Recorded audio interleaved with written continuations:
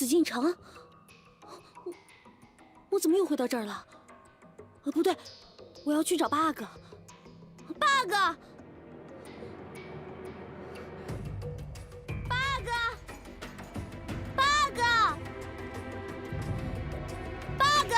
晴川，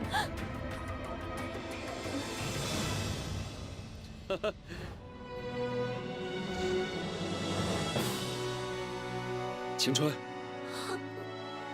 是朕呐，朕是四阿哥。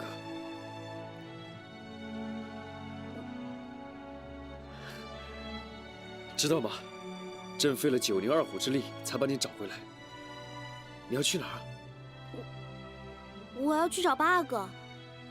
这里没有bug了，以后由朕来照顾你，好吗？来，把手给朕。吉时快到了，我们要成亲了。成亲？我不能跟你成亲的，我是bug的人啊！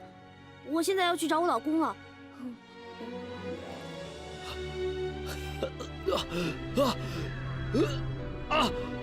晴川，朕用自己的生命跟萨满交换，才把你换回来。如果你不跟朕在一起的话，朕会灰飞烟灭的。救朕！别听他的。朕啊，晴川，晴川，我来了。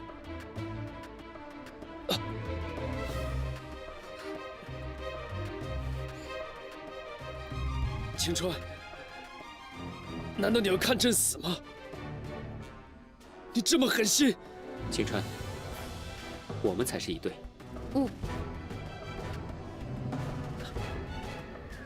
老八，晴川是朕的，你不要跟朕抢。江山都给你了，你不能什么都占着吧？你以为你真的能带走晴川吗？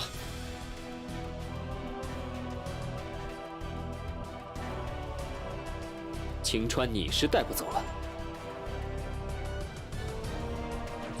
bug，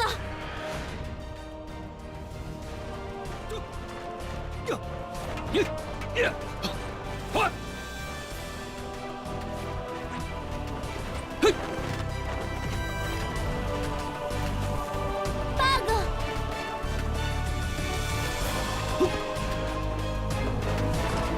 这样。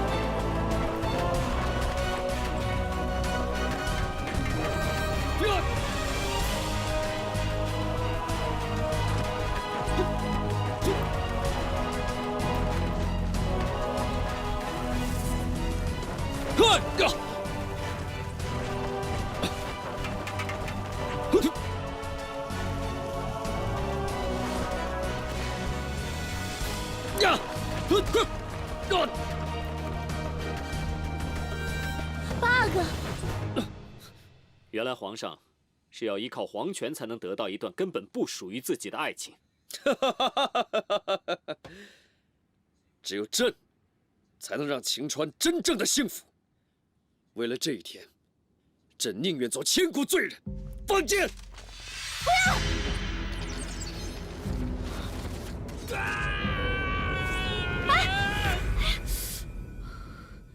还真的是万箭穿心啊！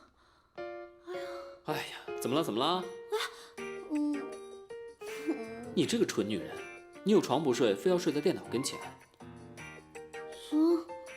我又睡在电脑前了。好了，好了，好了。你又在写什么呢？我在写呢，我们走了之后的故事。我知道你现在是大编剧、大明星，但你也得分一点时间给你老公我吧。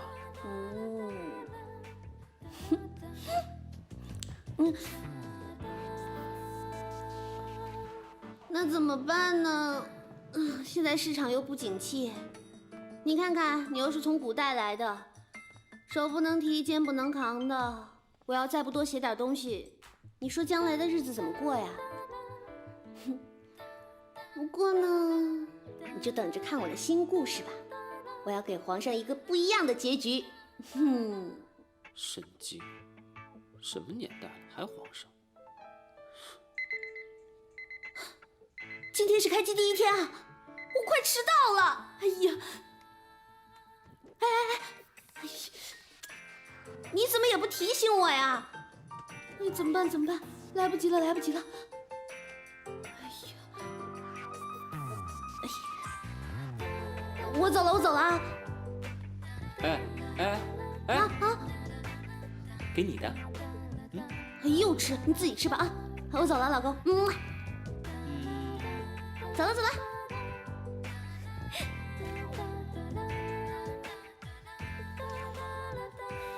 今天可是我们的结婚纪念日啊！疯疯癫癫的这个蠢女人。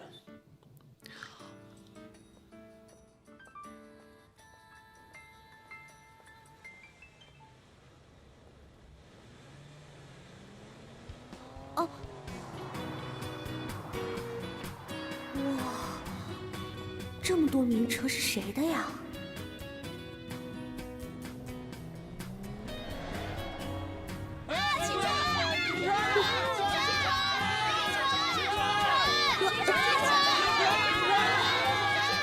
糟糕，要迟到了！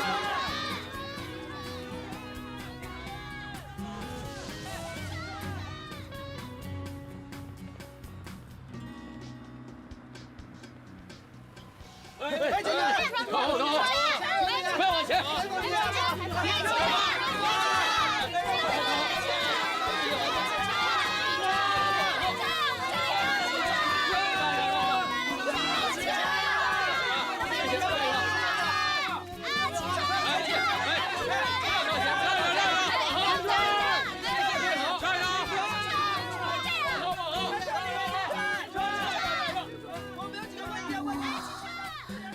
要是有一天我也有这么多粉丝就好了。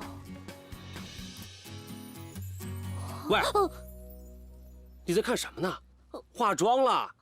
哦，对不起，对不起。快去！今天第1天开机，大家都把准备工作做好，各就各位。哎，该补妆的补妆啊。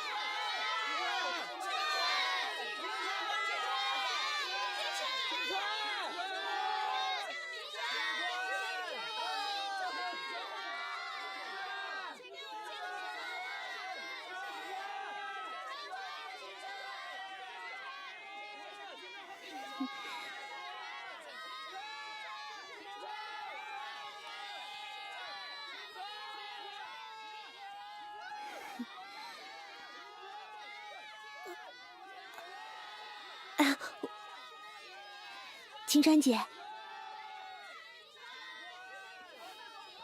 谢谢。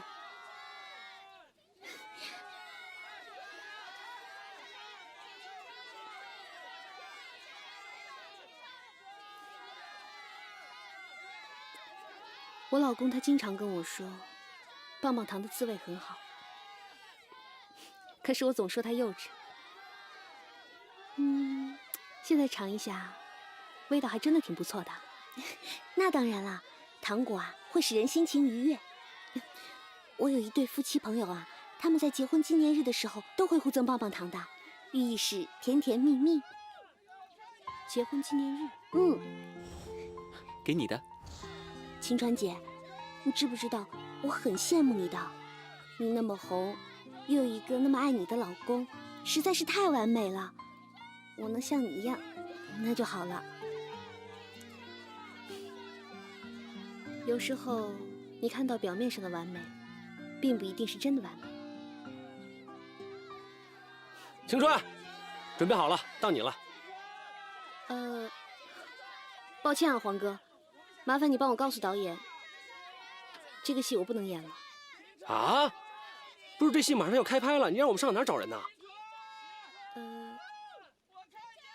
来，不如你们找他呀。他？我觉得你一定可以演好的，加油！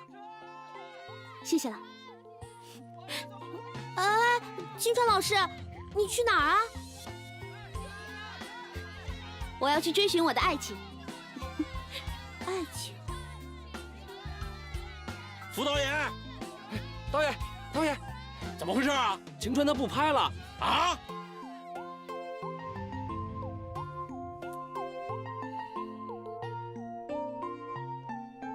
你叫莲儿啊？对，在哪儿毕业的？北京电影学院。谈过恋爱吗？谈过啊。你对恋爱什么感觉？也没什么感觉。这没有感觉怎么拍感情戏啊？哎，你可别小看我啊！我在我们班里排大戏，那可是第1名呢。你要是不相信的话，你可以试我几场戏啊。导演，咱们现在没有更合适的人选了，况且晴川推荐的肯定没问题的。那好吧，咱们先试试吧。各部门注意了，开始给他梳妆、化妆、造型，动作快点儿。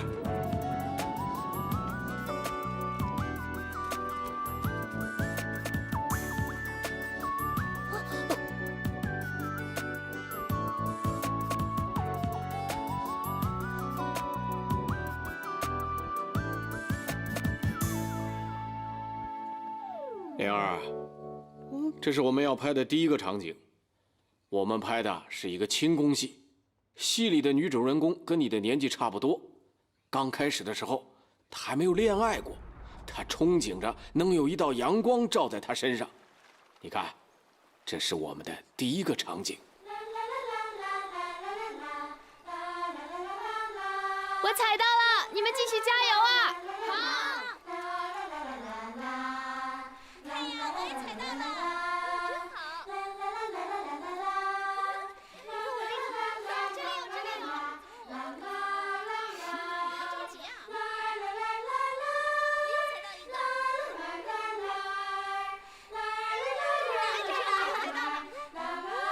这么大呢。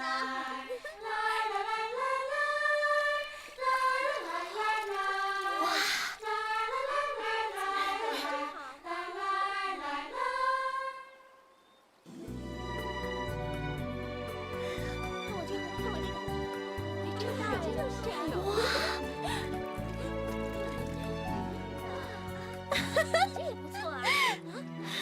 哇，我踩到了！我踩到了！哇，这么饱满啊！我在这里10几年都没有见过。哎呀，你的运气真好。哎，好了，阿门又要上吊了。什么？走。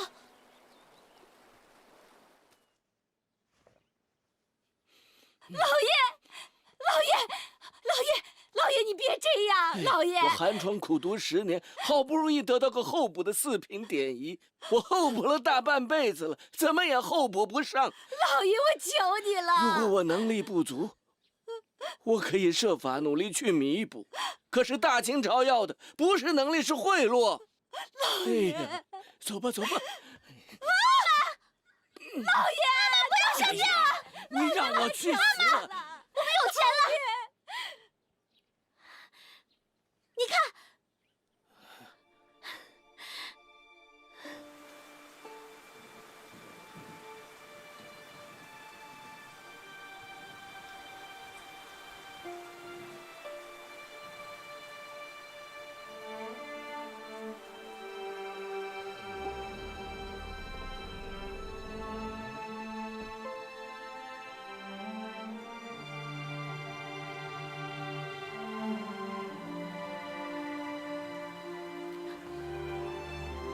，17爷，万岁爷还忙着呢，一时半会儿歇不下来。您看这天儿，要不您先回吧。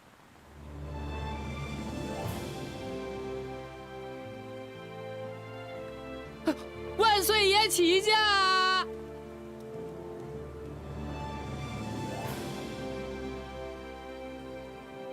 请皇上封我额娘做太后。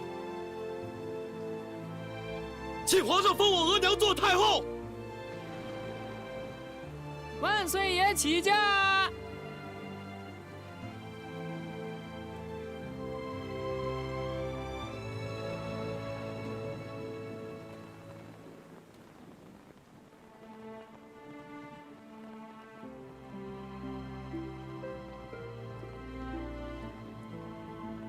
傻孩子。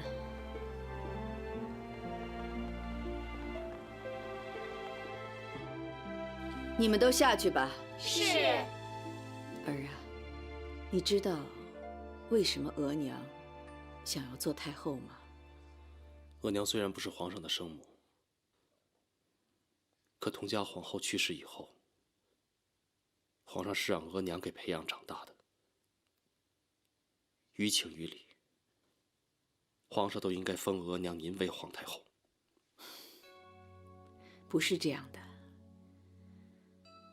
额娘想要做太后，其实是希望100年之后能够跟你皇阿玛有资格合葬在一起。我仍然记得第一次在御花园里面见到她的时候，她看着我的眼神是那么的温柔。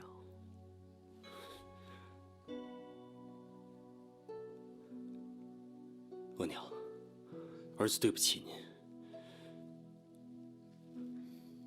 我真弄不懂皇上。您把皇上一手养大，他为什么这么狠心啊？不怪他，他是皇上，而你是臣子。这世上哪有臣子命令皇上下圣旨的？现在倒论起君臣来了。当年要不是额娘一直认定阿玛的遗诏是真的，这皇位还说不准是谁的。哎呀，你怎么可以说出这样的混话呀？额娘知道你心里有太多的不平，可是人在屋檐下，谁能不低头？额娘现在心里什么都不想，只想你平平安安的，你明白吗？儿臣明白，可这是额娘唯一的心愿，儿臣就算粉身碎骨，也要帮额娘实现这个心愿。额娘歇着吧，儿臣给您跪安了。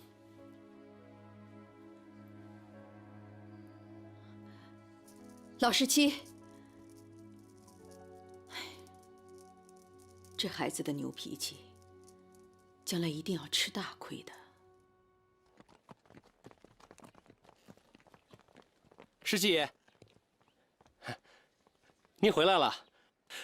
额灵额大人在书房等您半天了。老师来了。十七爷，老师。哦，17王爷吉祥。老师，快请起。这里有没有外人？老师不必多礼。17爷又进宫了，怎么样？皇上答应了吗？老师，不说这个了。啊，您快请坐吧。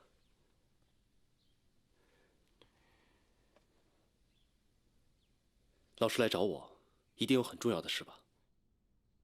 最近宫中的典仪告了还乡，候补人选迟迟未定。吏部的几个主事恰好因受贿一案被抓去刑部了。我想请王爷从候补人选里挑一个能担重任的。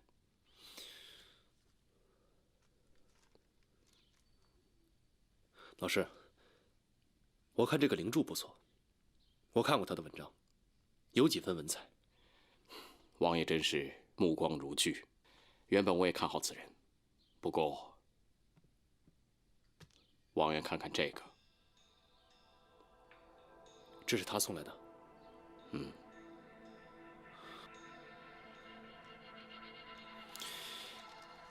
那这个人就不能用了，歪风不可长。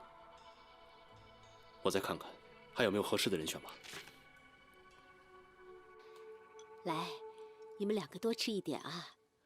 天王我也，天王我也，天王我也。阿玛，老爷，阿玛，阿玛，怎么样了？老爷，哎呀，老爷，阿玛，这是怎么了？啊，这怎么了？这是？朗朗乾坤，青天何在啊！哎呦，消消气，消消气！太过分了，他们拿了钱还不办事，我找他们去。姐，莲儿，莲儿，王爷，王爷，哎，你给我出来！王爷，要撒野到别的地方撒。出来！我要问你这里何在！你放开我！哎，王爷他参见王爷。你是谁？我是灵柱之女钮钴禄莲儿，我是来为我爹讨一个公道的。你爹贿赂官员的罪名可不小，本王看他年事已高，已经对他网开一面。你还追讨什么公道？赶紧走，不然你想走都走不了了。王爷，你就不能听我把话讲完吗？我阿玛是有苦衷的，王爷。只要王爷肯听我把话说完，哪怕我粉身碎骨，我也无怨无悔。袁绍，一会儿把你的马给他。这，如果你能追上本王，本王就听你说。我怕了是吗？怕了就别说那些狠话。粉身碎骨，不是所有人都能做得到的。谁说我怕了？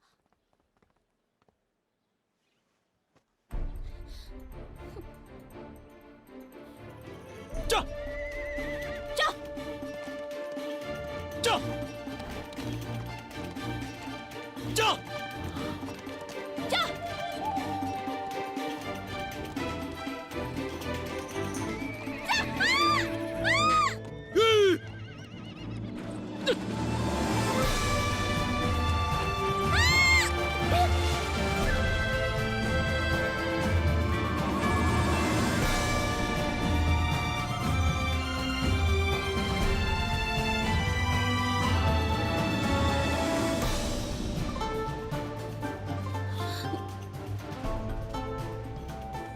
谢谢王爷。你走吧。王爷，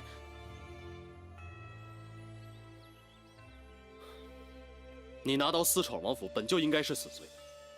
本王念你一片孝心，不予追究。你还想怎么样？莲儿只是想把心中的不平说出来，说完之后要杀要剐，任王爷处置。王爷，一个人空有满腹才华，却报国无门，该怎么办？该走正道。正道。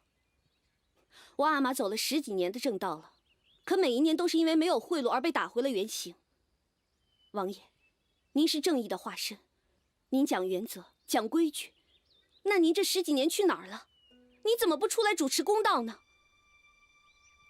这一次，我们全家勒紧了裤腰带，就为了送这个礼。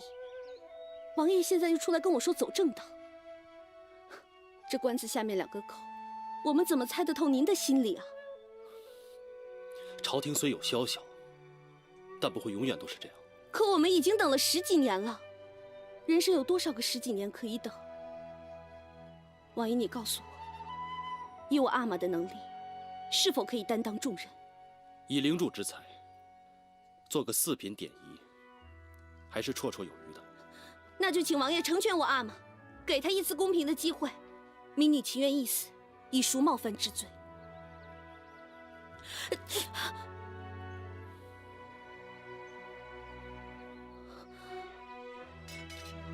你欠本王一条命，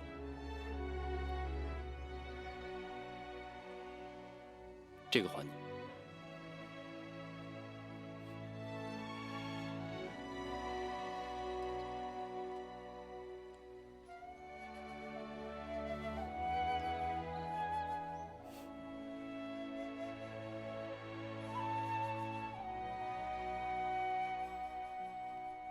姐，你说果亲王会给咱们阿玛这个机会吗？会的，一定会的。你这么有把握？王爷是个有正义感的人。看来你对王爷的印象挺好的。你想说什么啊？我想说，我会不会有一个做福晋的姐姐呢？你敢拿姐姐开玩笑？看我怎么收拾你啊！我是说真的，不然你迟早跑去人家王府，早就该被抓起来了。你还说？好了好了，我不敢了。不过姐姐，如果王爷真的喜欢你，你愿意吗？别做梦了，我哪配得上王爷啊！好了，快去睡觉吧。哎呀！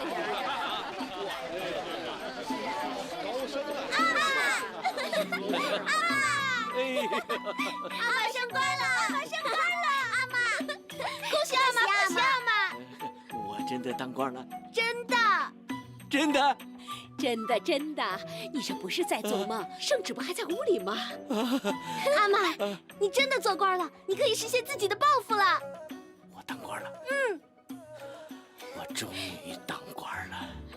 我当官了，当官好了，终于当官了。是啊是啊，这下好了。我终于当官了。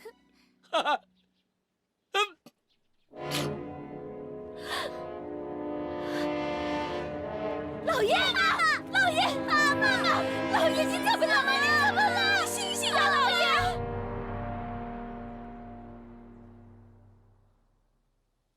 王爷就回吧，您说您这来来回回多少次了？万岁爷要是想搭理王爷，那不早就搭理了吗？到现在还没个信儿，那意思多明显呐！就算王爷您跪到那黄顶子上，也是白搭。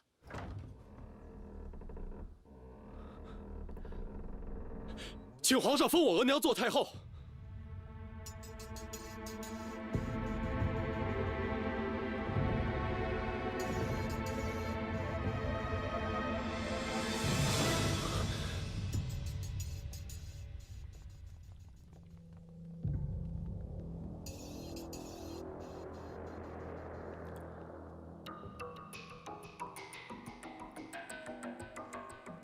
我来，让开。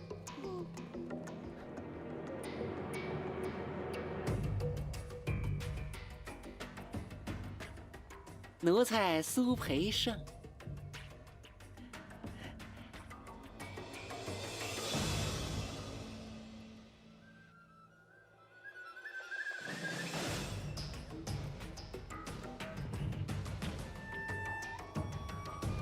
起驾！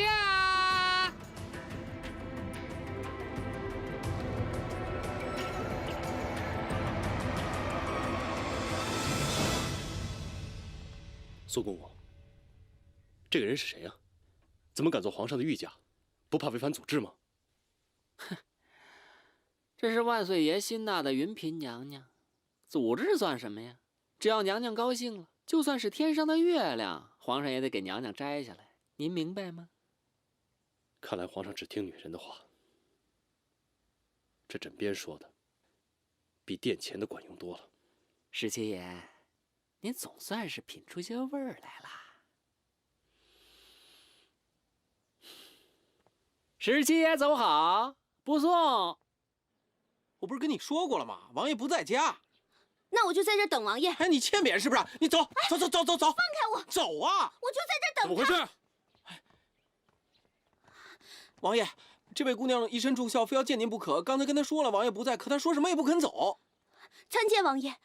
是你啊？你阿玛的事，本王已经听说了，真是天意弄人。你有什么需要帮忙的吗？我欠王爷一条命，我是来还债的。本王原来允诺的，都是你阿玛应该得的。至于玩笑话，你就不必当真了。回去吧。王爷，你完成了我阿玛最后的心愿，恩同再造。我们钮钴禄家从来不欠别人的，我什么都可以做。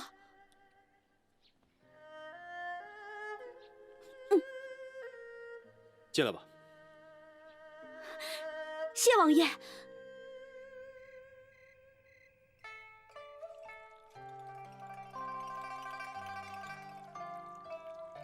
你们王府还真奇怪啊，刚进门干活都还要洗澡的。你们怎么都不讲话呀？你们都是哑巴吗？他们不是哑巴，只是怕祸从口出。你们都下去吧，这儿我来伺候。啊，不能讲话，那多没劲啊！刚开始是这样，久而久之就习惯了。毕竟这是王府，离天杀只有一步之遥，一不小心就没命了。这么可怕呀？那倒也没这么可怕，毕竟我们王爷宅心仁厚，轻易不处罚下人的，比起别的王府要宽容多了。这个我相信。哎，看你一定是府里的大人物吧？什么大人物啊？我呀，是王爷的奶娘，你呀，叫我二嬷就可以了。二嬷，姑娘，你可真漂亮，一看呢就是有大福气的人。我伺候我们家王爷20多年，从来没见过王爷带哪个女孩子回来过，你呀是第一个。是吗？嗯。那天王爷要是娶了福晋，一定会对她很好的，就是不知道哪家姑娘会有这个福气。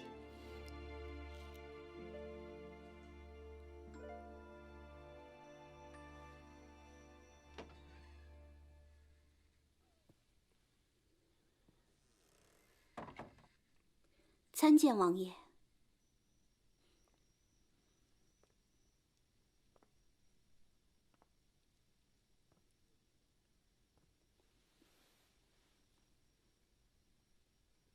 哎，王爷，王爷，你这是干什么呀？莲儿姑娘，本王想请你帮个忙，但是这件事情可能关乎到你的性命和你的一生。王爷，想要我做什么？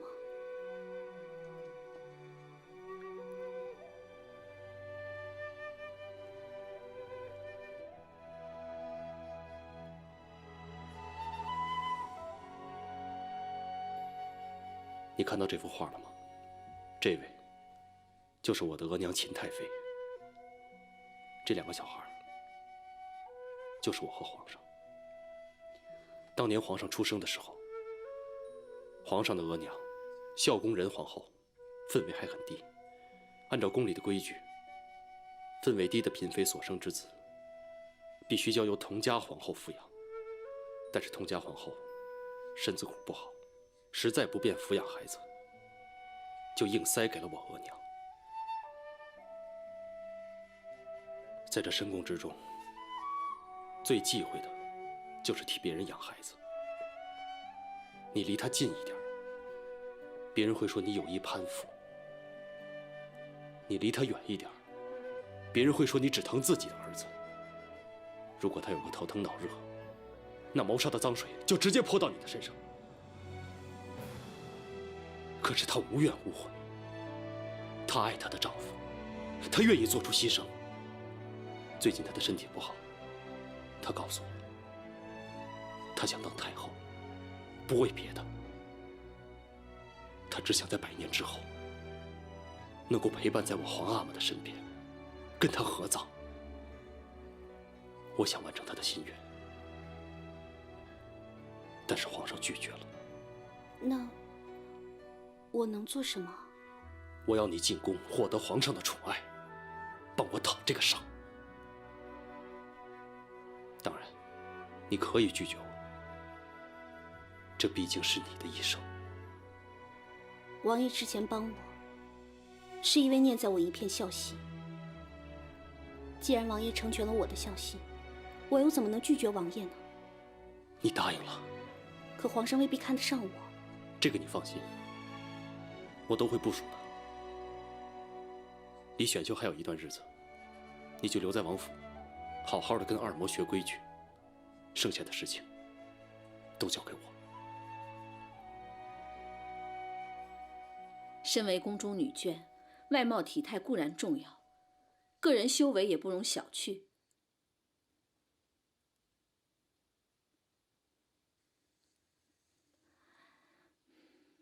现在我就一步一步的教你。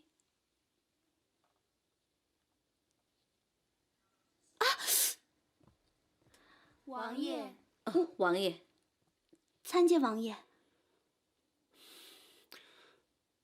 没事了，你们继续吧。哎，王爷，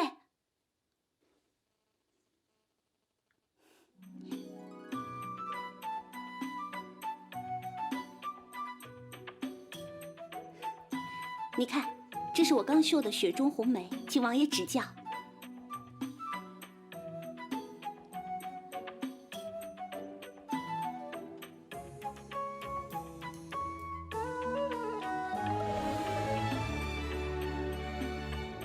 来，我扶着你，慢点啊！哎，慢慢来。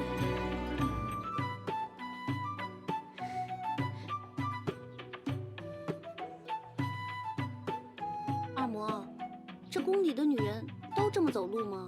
是啊，这是仪态。像个木桩子一样，又累又不好看，简直就是活受罪。哎呀，莲儿姑娘，你能不能认真一点啊？算了，学也学不会，还不如早点放弃。走。王爷，我不是学不会，我只是觉得学这个没有用。王爷想啊，皇上在这宫里面什么样的女人没有见过？我要像其他女孩一样，这样直挺挺的杵在那儿。王爷觉得皇上会喜欢我吗？你学不会就是学不会，你哪来那么多借口啊？我不是学不会，我只是不想浪费这个时间。我要真想学什么，什么都难不倒我的。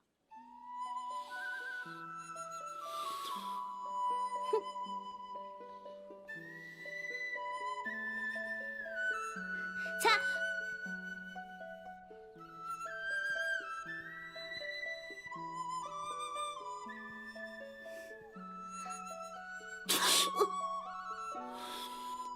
参见王爷。是你啊！我来向王爷证明我的能力的。看，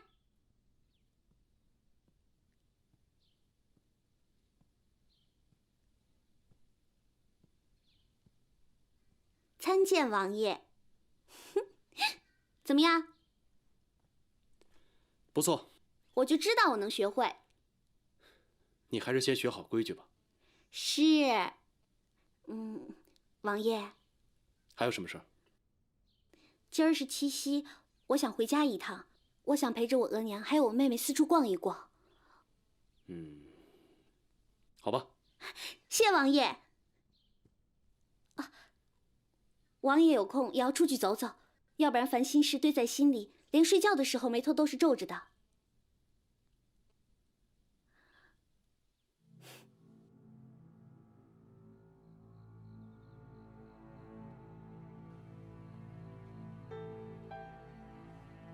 王爷，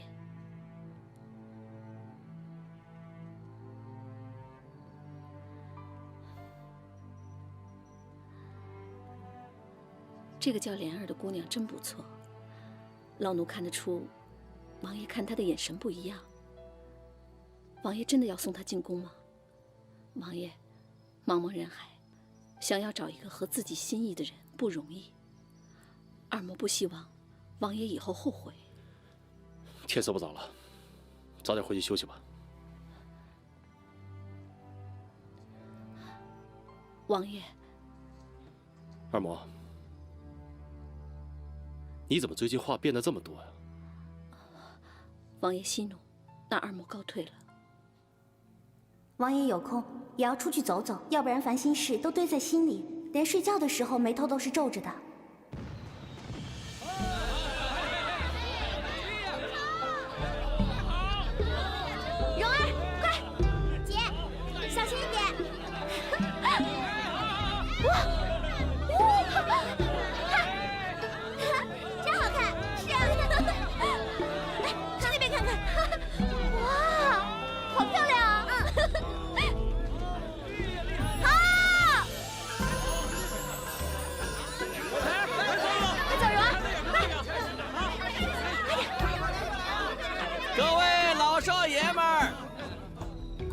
太太们，晚上好！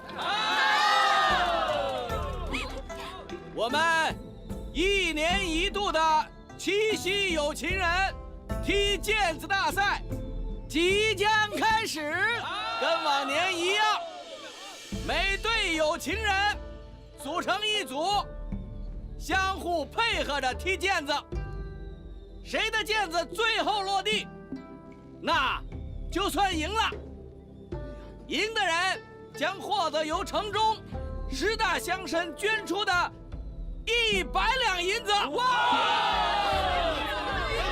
好，比赛的排队。快走，蓉儿。别急啊，慢慢来，慢慢来。哎，喂，哎，这位小姑娘啊，我们的比赛规则是1男1女。哎，你们可不行啊。对呀，这模样还挺俊俏的，没想到是个骗子啊！你胡说什么？我们只是穿了男人的衣服，谁说女孩子就不能穿男装啦？穿男装倒是可以，不过这太不像男人了吧？蓉儿，蓉儿，蓉儿！接着来，来，别挤啊，慢慢来。看你的了。哎，这位姑娘，你一个人参加比赛，这也是不行的。我心上人有事耽搁了，不能按时来，我先顶着不行吗？你们比赛又没有规定不能晚到，只要毽子不落地不就行了吗？哎，